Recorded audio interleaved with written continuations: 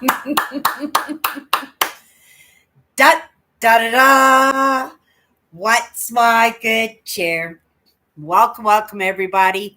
Let's YouTube a couple minutes, get those notifications out, let people know I've gone live. And in time, if you've never met me before, hi, I'm Cindy. I explore the inside and the outside. And if you hang out with me, that's a spiel I do every time, knowing that I have 5 seconds to catch your attention where you might offer me up another 5 seconds, right? Today was an amazing day in exploring the inside and the outside. I went for a walk and I did something I haven't done in a long time in my walks. I went slow. I paid attention. It's a message that's been coming across my path quite a bit lately. Not the go slow part because I'm always in that, right? You're not going fast enough kind of mode. Things aren't moving fast enough kind of mode. Let's get this done yesterday kind of mode.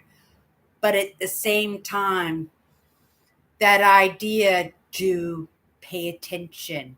And to pay attention, you really do have to slow down, right? We don't always catch things. When we move things or go through things really fast, we don't absorb very much. And, it's something that kind of works for me and doesn't work for me because, coming from trauma, you all get that little bit of ADHD where you get a little bit distracted. That's our hypervigilance, right? We're paying attention. We're looking for the spitballs, right? We're looking to stay safe. And it's usually why we don't do very well in school is because we can't sit in one place, right? No teacher is going to just pay attention to your sphere, your desk, right? And you that's sitting in there because they've got a whole class to pay attention to, right? And lots of times we have to pick up that slack. And this is the way I looked at it. And in sacrificing my education, it just seemed like an okay kind of thing for me.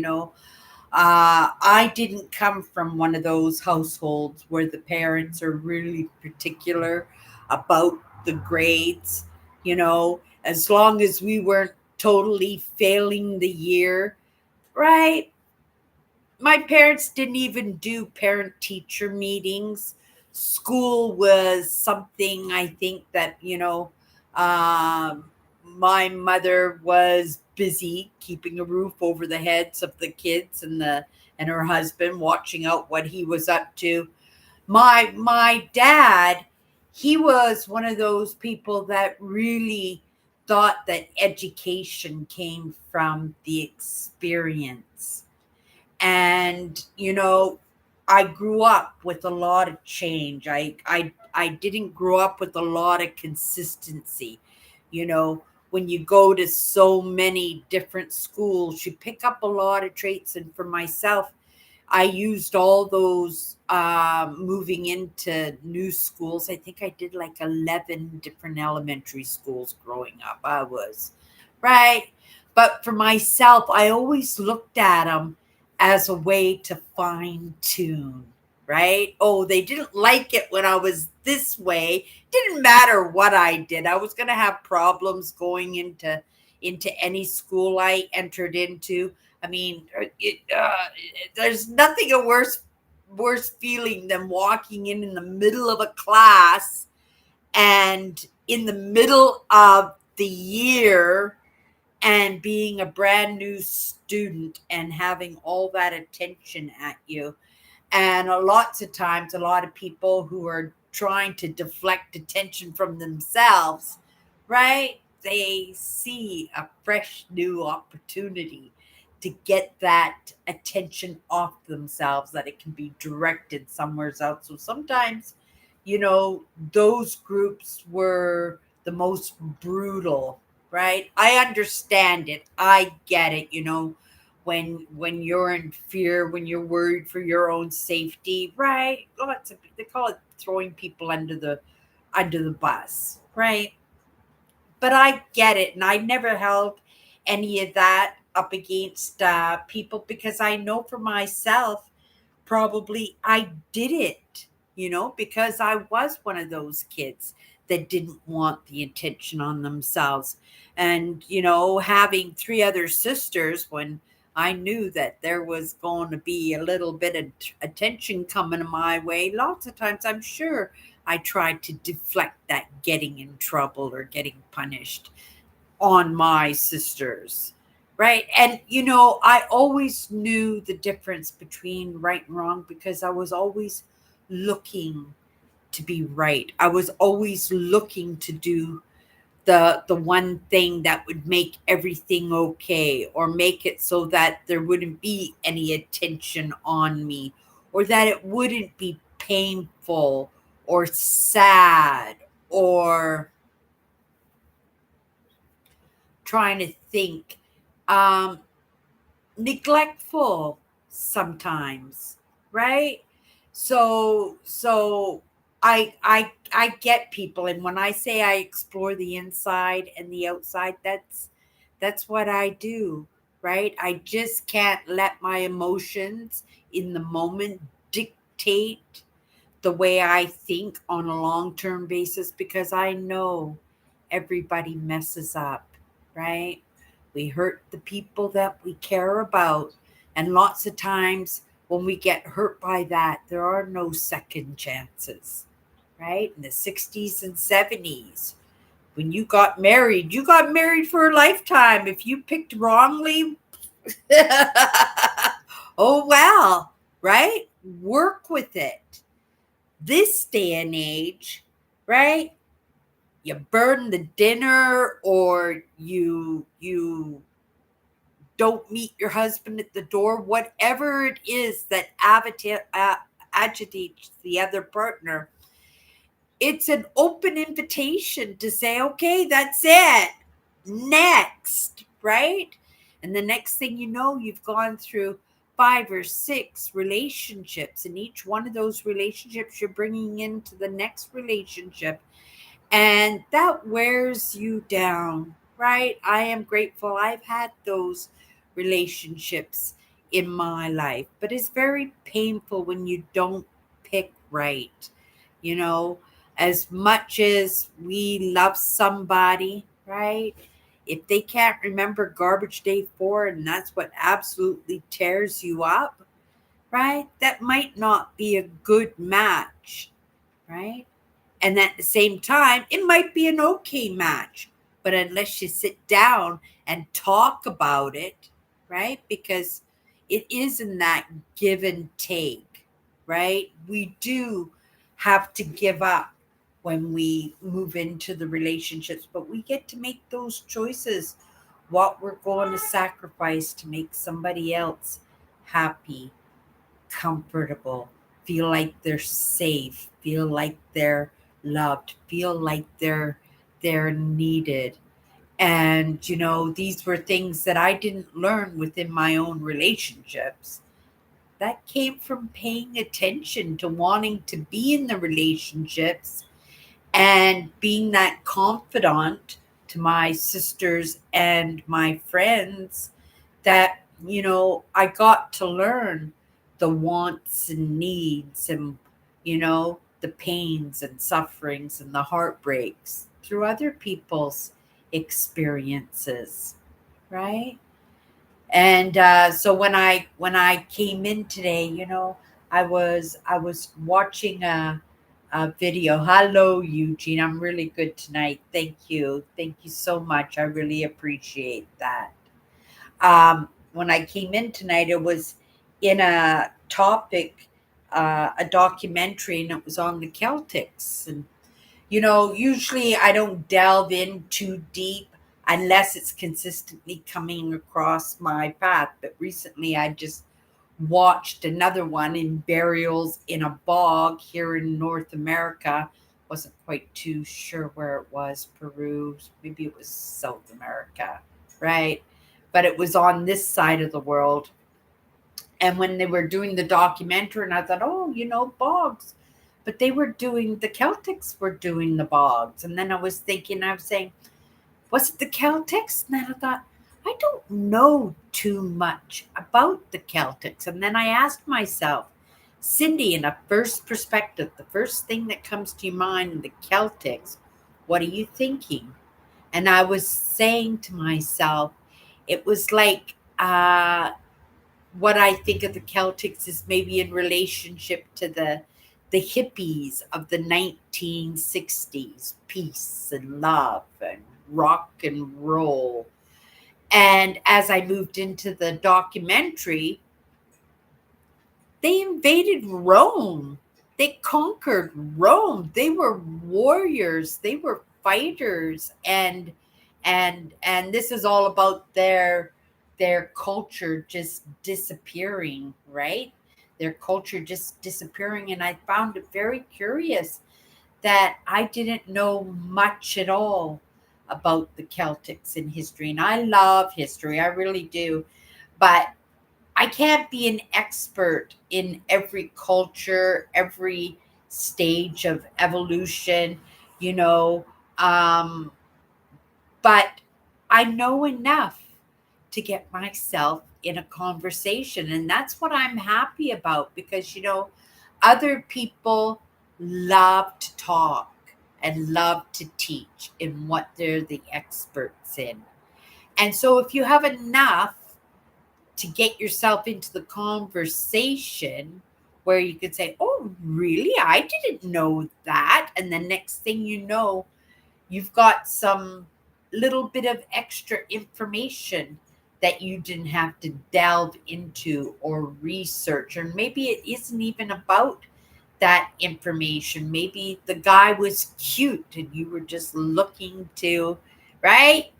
Meet the person and have a little bit of a commonality, but always make sure it's just entry and that they know it's just right. It's just something you came across. Sometimes we just need an opening line. Lots of people, they don't like the small talk, right? Lots of times, when people talk about the weather, right? It's boring, it's uninteresting, and you just like, how fast can I get out of this, right? But we have to think for lots of people, they have problems with interactions. They have problems with starting a conversation and they want to, right? But sometimes it's that sexual nervousness. Sometimes it's that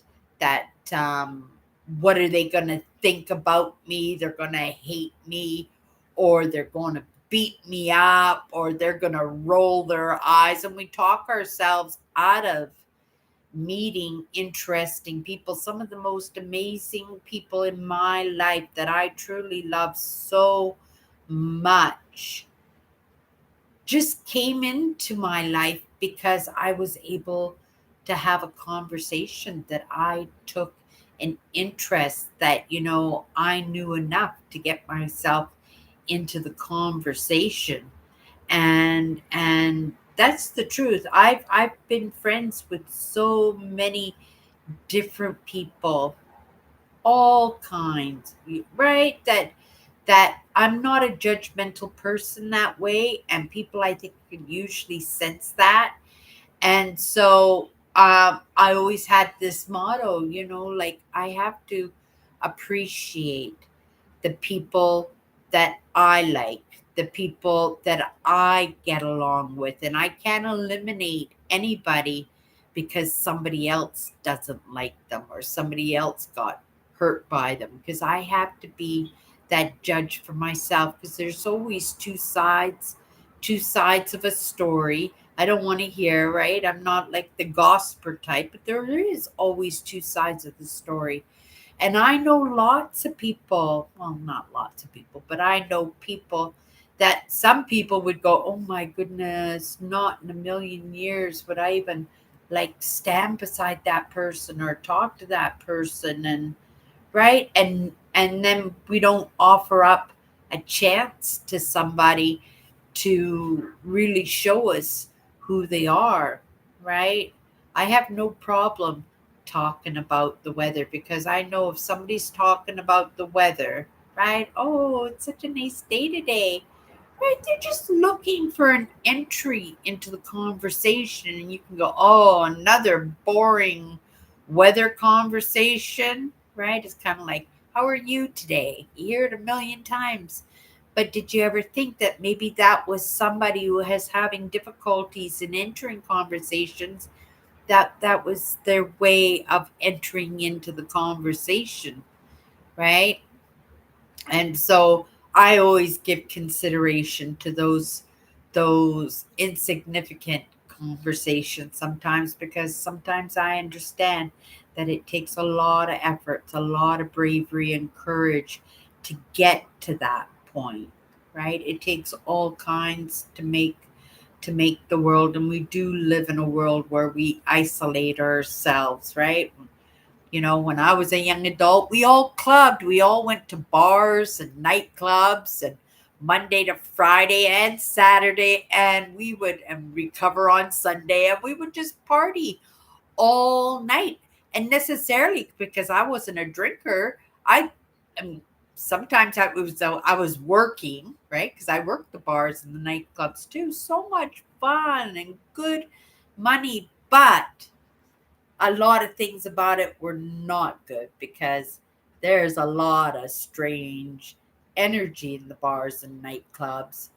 Also, uh, at that time, gambling machines came out, and I got hooked on the gambling machines. So I had a gambling addiction that really, right, really did a job in a time when it should have been my happiest time of my entire life, right?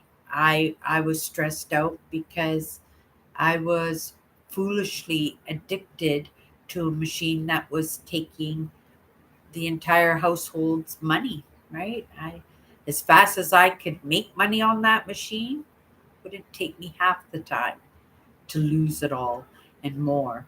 And that's the truth. So we're kind of just like all over the place today, but I was talking about a little bit, about paying paying attention, paying attention. And sometimes we have to go slower. Today I had no agenda, no time that I had to be home or anything. And I said, you know what? We're just going to walk slow.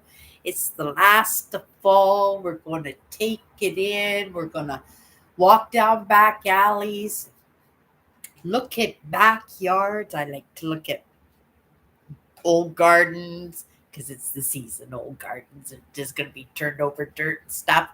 But patio furniture, plus, the greenery and the plants have died back a little bit. So you're able to see how people decor their backyards and stuff.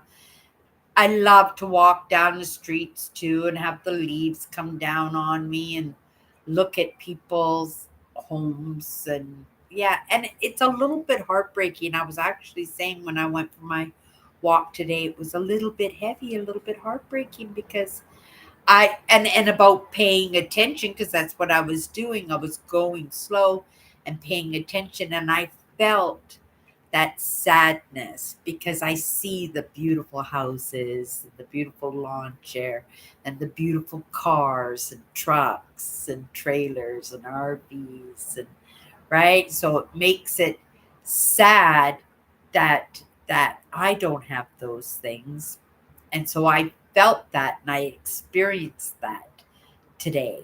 And I went, oh my goodness. And I love my walks. My walks are my favorite things ever. Why am I feeling sad in this? I have to appreciate the people who own that nice home and nice car and nice patio furniture. They're at work right now, giving her to pay for those things. And Cindy, right? You're worried about a phone bill, right? Pick your heart. So I say to myself, pick your heart, Sid. And then I cheer right up because it is true that I'm very grateful that I'm able to build my day in this moment. To I might not always, probably won't always be that way because I'm always in a constant state of change, and even in my circumstances and in the roof that puts, or the roof that goes over my head, even that matters and that changes consistently, right? So I'm grateful for the pace that my life is at. But sometimes, we beat ourselves up a little bit, right? And you wonder, right? It's the trade, it's like I'm so grateful for my good health, and I appreciate that people my age are usually feeling those aches and pains and not feeling good and stuff. I am grateful for my emotional well-being, physical well-being, mental well-being, and recognize it for the amazing gift that it is, because I can imagine, if I ate, right? If I had headaches or sore legs or lack of energy, that walk that I did today, which was for hours, it was amazing, right? Even if it was sad, it was amazing. And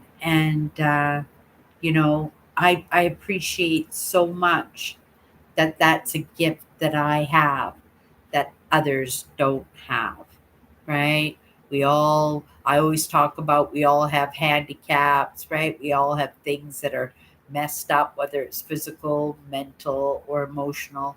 But I have to say, we have aspects of ourselves that are absolutely amazing when it comes to our physical, mental, or emotional well being that we take for granted, and not in a million years would I be able to consider, right? Going about having a walk like that and not appreciating my state of well being, because that would be such a shame. I think it's part of why I feel so good. I'm going to be 64 years old this week, in a week. A week today, a week today. I am going to be I'm going to be 64 years old. And if you ask me physically, what age do I feel? I would have to say mid to low 40s is how I feel. And I would say that was pretty good. That's pretty decent. And so I'm not gonna grumble and complain because I don't have a vehicle, that I'm not booting around, not getting any exercise, that I spent 3 hours or 4 hours a day just meandering the streets and the back alleys. Truly, I was. And it was amazing. But I said yesterday that's what it's going to. Let me have a sip of my juice, only because I made curried meatballs for dinner. I've been craving curry, for over a week, but I didn't have any curry powder. So I went and I got the curry powder. So today I decided, today I'm going to have my curried meatballs. They were delicious, but I am full. Okay, you guys, let's pick a card. We're just going to go into the conversation just for a couple of minutes. It's the first perspective, the first thing that comes into my mind when we pull up the card. Sometimes it's pertinent in the moment. Sometimes it's not even a message for myself, but something that we should pay attention to, that we're not paying attention to. And like I said, that word is huge right now, which it make it these words very pertinent in this moment, because if you pay attention to the word and see how it pops up in the conversations and in the experiences, right, that you have, even in the experiment, if you want to experiment in that, right, and just see what gifts arise from that. You might do just like I did, and paying attention today, and went, oh my goodness, right? This is why you feel bummed. It's not because, you know, the trees and the fall and winter is setting in. It's just like, oh my goodness, Cindy, where's your house? Where's your car? Where's your RV? Where's all the goodies in your life, right? I just have different goodies. I just have different goodies. Just like we're all in the same storm, right? We all have different goodies. Right? Gifts. And that is, and I would take my good health and my well-being over my looks, over my intelligence. My intelligence. See, I would have to. I would have to take it over my intelligence because I believe in baby steps, and if my intelligence is lacking, I would just go slow and pay closer attention. There you go. I probably I probably would, right?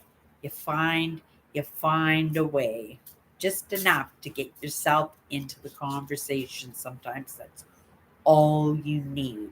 And the next thing you know, you get pulled into something amazing that you absolutely love. Okay, you guys, let's pull a card. And we'll just pull this last one here. Come on. Here we go.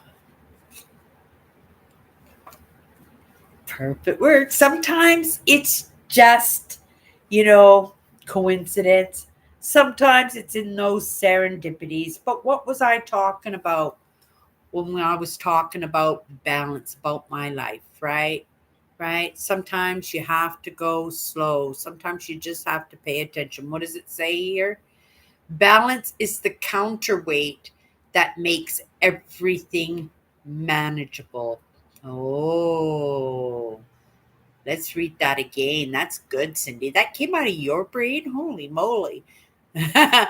Balance is the counterweight that makes everything manageable, right? It's really, really hard, right, to concentrate on what you're doing. It's time. House bills need to be paid. And yesterday I'm editing video and there's a lot of rendering and a lot of boring moments and watching it over. It's so easy for me to go into my mind to go, oh my goodness, how are we going to pay that bill? And oh my goodness, that's coming up. And you stress yourself out about that. And you put yourself out of balance, out of whack that way. So I said last night, because I noticed that I had done that, I said, okay, tomorrow you're going to spend time outside, right? Even when I got ready and I left the building, I stood out in the sidewalk for maybe 30 seconds to decide what direction I wanted to go in because there was no direction, there was no grand plan. It was just a matter of spending time outside today because that's what I needed to stay balanced. For lots of people, it's different, but I think there's something special about the nature because even if you don't understand it, even if you don't feel you even have a connection with it, it has a connection with you. And it's just a matter of what do you like to do, right? Do you just want to sit on a park bench and play with your phone? Because you can do that. Or you can go for a walk like I did up and down back alleys today. Or you could sit in a campsite in a camp chair and just space out in that full impact of true wilderness. You can climb Mount Everest. You can sit at the lakeside and stare at a beautiful landscape. You could sit in the backyard and watch your kids play. You can sit at the kitchen table, right? And just open up the window beside you and just take in the birds singing and the breeze coming in through the window, right? There are lots of ways to connect with Mother Nature. You don't even have to speak its language, right? I think some parts of me, right, has a serious connection. But Cindy, sometimes I just like, oh, you look so silly, Cindy, right? Standing here with your palms on the tree, talking to the tree and stuff, right? But I understand that, everything, right, is some kind of species, something that's moving, something that's alive, something that exists. And, sometimes I believe that, over time, we've been around for a very, very, very long time. There was a time when people had a closer connection to nature than what we do in this day and age right now. But then again, depending on your culture, you might even have a tighter connection to Mother Nature, and you might not call it Mother Nature. Cindy calls it Mother Nature because I'm a child of the '60s, right? Don't fool Mother Nature. I think that was a television commercial or something, right? But still, you know, it's something I think that is truly a part of us, like literally a part of us.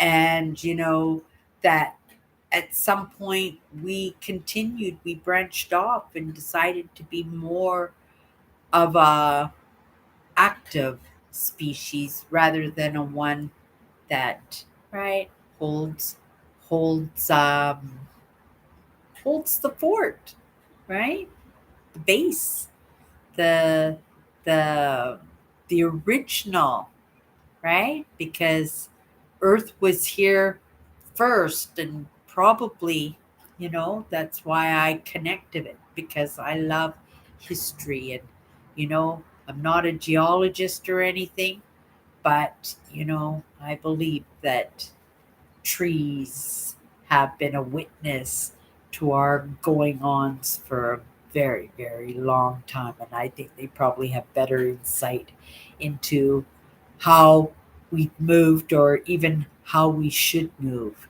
than we do ourselves, right? Cindy's just sitting there clueless, just enjoying the view, enjoying the experience, but at least understanding that there's a benefit to that, right? And what that benefit is, I don't know, but I feel balanced in that, right? Because it's the counterweight that makes, right, makes my life manageable, enjoyable, right?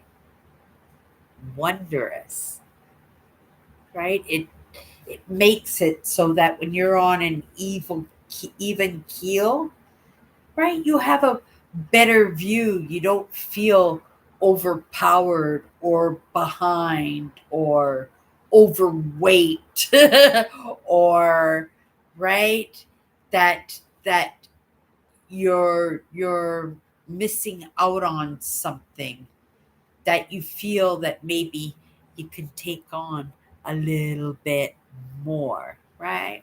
Could be off kilter a little bit, but not super wonky. And once we realize that we're going super wonky, that's when you get outside, right? Or go do something that you absolutely love, right? And hopefully that what you love has something to do with the outdoors. I think we all have a connection to the outdoors in some ways. We just don't appreciate it as much as we could. Okay, you guys, that's my good cheer. I'll be back tomorrow. Have a great night. If you're just starting your day, have a great day. Oh, one other thing, you guys. I posted my video, my third provincial park in this year's provincial park tour. And so I posted Erin Provincial Park. It's an hour. I tried to cut it down, you guys, but it's an hour. If you want to go in and give it 5 or 10 minutes, I would appreciate that. And just let me know in the comments what you think about it, or just say hi so that I know the very least that you popped in and kept me company for a little bit. Everybody, have a great night. See you tomorrow.